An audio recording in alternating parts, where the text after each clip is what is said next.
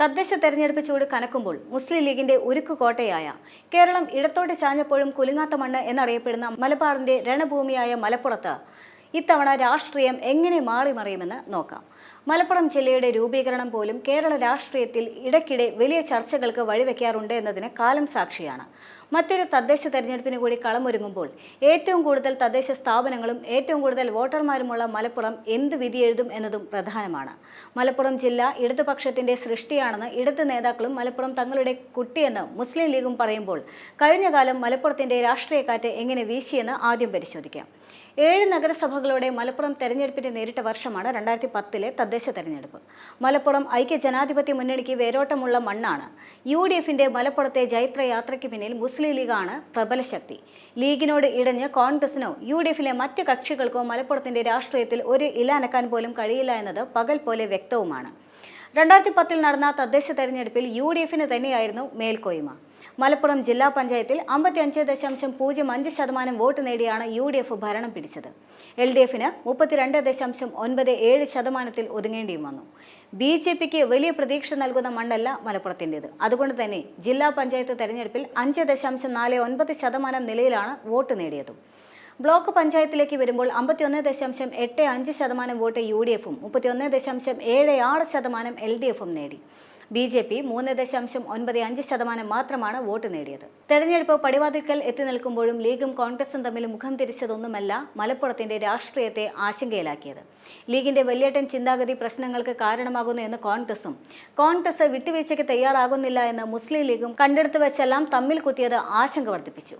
DCC president, league ജില്ലാ general secretary എന്നിവരുടെ പഞ്ചായത്തുകളിൽ പോലും ഈ തമ്മിലടി വളരെ പ്രകടവുമായിരുന്നു. പല പഞ്ചായത്തുകളിലും അവിശ്വാസം കൊണ്ടുവന്ന് പ്രസിഡന്റ്, വൈസ് പ്രസിഡന്റ് എന്നിവരെ കസേരകളിൽ നിന്ന് ഇറക്കിയതോടെ ഇടഞ്ഞ ബന്ധം ഇടയ്ക്കെപ്പോഴോ ഇരു പാർട്ടികളും CPMുമായി കൈകോർക്കും എന്ന തരത്തിൽ വരെ കാര്യങ്ങളെത്തിയിരുന്നു. പകുതിയോളം തദ്ദേശ സ്ഥാപനങ്ങളിലും കോൺഗ്രസും ലീഗും ചേരിതിരിഞ്ഞാണ് മത്സരത്തെ നേരിട്ടത്.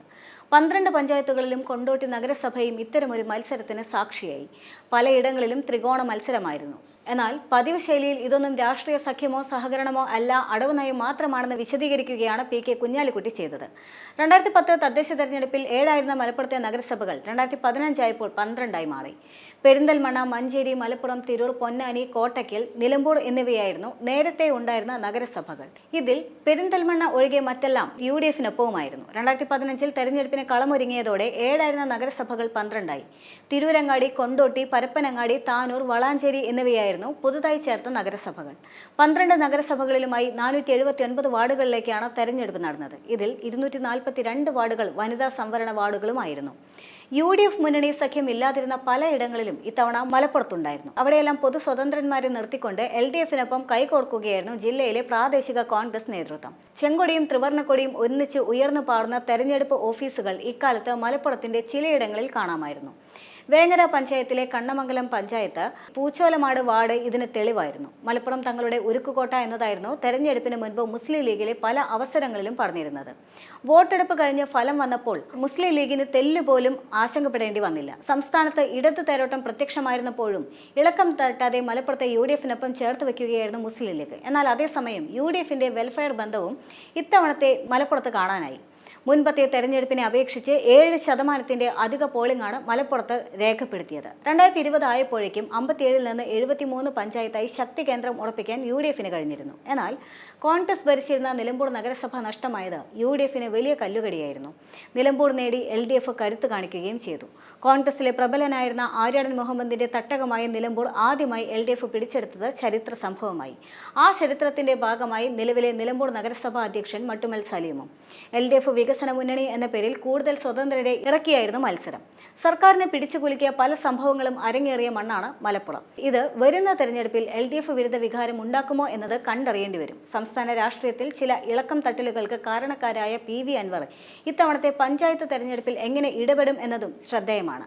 ഇതിനെല്ലാം പുറമെ വാർഡ് പുനർനിർണയത്തിന് ശേഷം മലപ്പുറത്ത് 223 പുതിയ വാർഡുകളാണ് രൂപം കൊണ്ടിരിക്കുന്നത്. ഇതും 2025 തദ്ദേശ തെരഞ്ഞെടുപ്പിൽ എങ്ങനെ പ്രതിഫലിക്കുമെന്നറിയാൻ കാത്തിരിക്കണം.